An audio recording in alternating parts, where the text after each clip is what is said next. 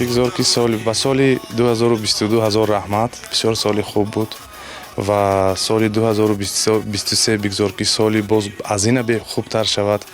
بگذار که وطن ما گلگل شکوفان باشد، باز از این هم پیشتر رود، خلق ما بایو به دولت باشد، سلامت باشد همیشه و همیشه مردم ما موفق باشد و بگذار باز سال آینده باز یک دیگری باز هم تبریک کرده به آغوش گیریم.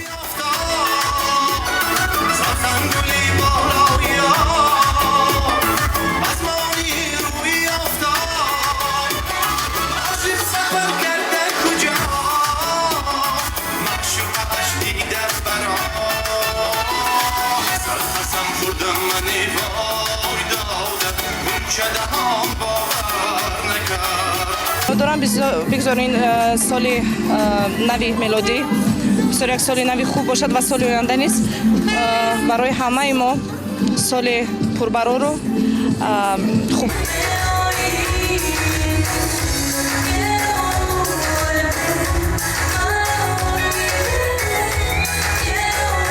رادیوی آزادی در سال 2023 موفقیت خواهانم. بگذار همیشه همه شما صحت باشید. ولی بسیار مهم است آخر آن روزا سلامتی خود را نگاه دارید و همیشه خوشحال باشید. بردباری.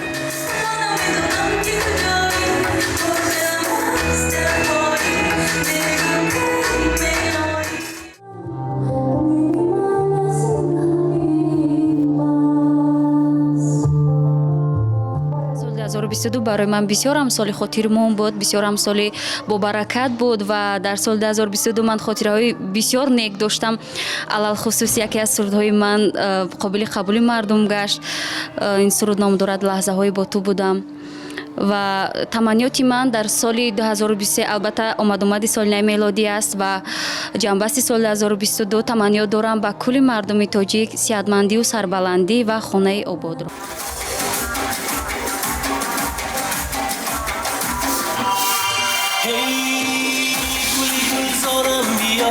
تازه رخسارم بیا گولی گلزارم بیا تازه رخسارم بیا ای تمام ابروی این است که همیشه خوشبخت باشن. سال گذشته یعنی که این سال 22 یعنی با خود همه رنج ها رو گیرد، همه کسل های نادرست رو گیرد و با سال 23 با قدم های گویم که استوار هممون قدم زنیم، بی کسل، بی رنج، بی تنها خنده باشد و سرود باشد و دل خوشحال.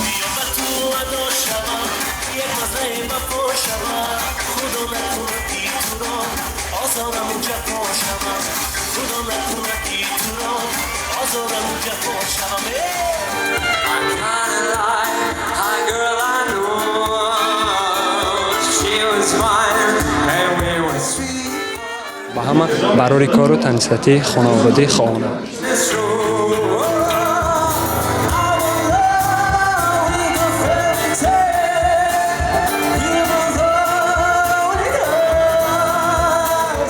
چشمکانت خمار است باز دلم بیقرار است از نگاهی تو دانم درد تو هم هزار است تو بیا منو پیشی اندکی هم کنارم شاید قلب زارم حرف گوید برایم.